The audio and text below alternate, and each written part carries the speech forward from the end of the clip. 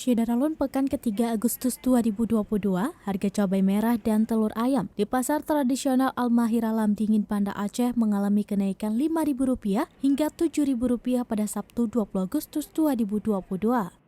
Ferry, salah seorang pedagang di pasar tersebut mengaku untuk cabai merah saat ini mengalami kenaikan. Jika pekan sebelumnya ia menjual Rp65.000 per kilonya, kini menjadi Rp70.000 per kilonya. Untuk telur ayam ras dan minyak goreng curah juga sedikit mengalami kenaikan. Telur ayam ras harga normalnya Rp40.000 per papannya, kini naik menjadi Rp52.000 per papan. Kemudian minyak goreng biasa dijual Rp12.000 per kilo, kini menjadi Rp14.000 per kilonya. Sementara untuk komoditas pangan cabai rawit dan cabai hijau justru mengalami penurunan. Jika awal pekan Agustus dijual Rp60.000, kini turun menjadi Rp45.000 per kilonya. Penurunan serupa terjadi pada komoditas bawang merah yang kini dijual dengan harga Rp30.000 per kilo. Meski cabai merah dan telur naik, hampir sebagian komoditas pangan mengalami penurunan. Dari Banda Aceh, Indra Wijaya, Serambilan TV.